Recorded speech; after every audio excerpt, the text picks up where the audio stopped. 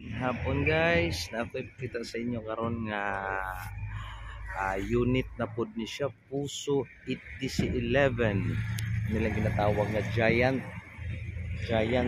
FW. So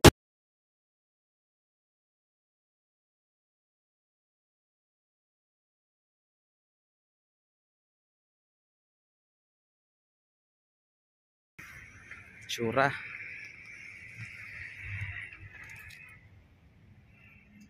ni yang I-beam ini iyang chassis solid kay siya guys, ligon kay porma. So pag abot sa iyang chassis dirito nga usually among baligyan ni guys sa cab-an chassis lang gid siya, cab-an chassis lang.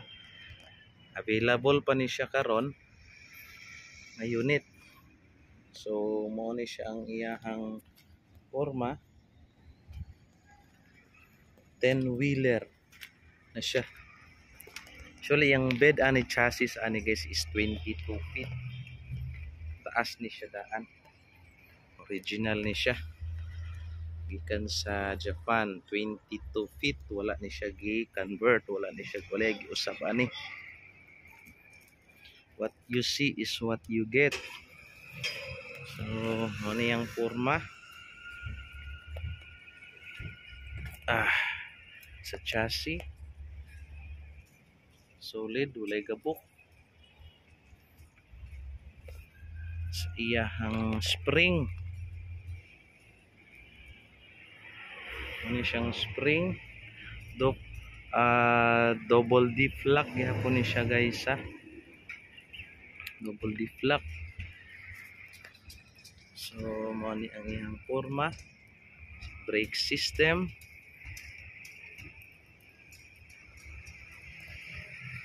Yung engine ani kay 8DC11 2A engine. So mo ni ang spring.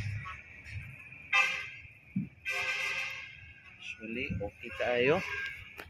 Abot po din na butas siyang kahon sa iyang inside cabin. Oh, ano siya ang iyang cabin.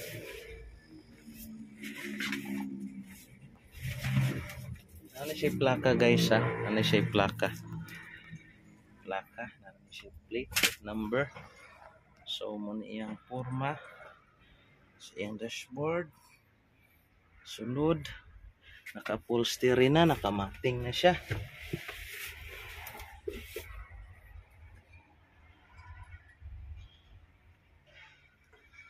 Siya backseat. Ang iyang mileage ani guys is 37,041. So ubos-ubos lang siya mileage. So nagya po ni iyang kuan function niya. Splitter type, high and low. High, low.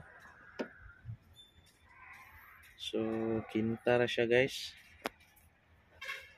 Gusto mo og dako-dako gud niyong karga, pwede ta diri sa 8DC11 2A engine. So guys, yung forma na siya tan-awon. So dako-dako gud siya.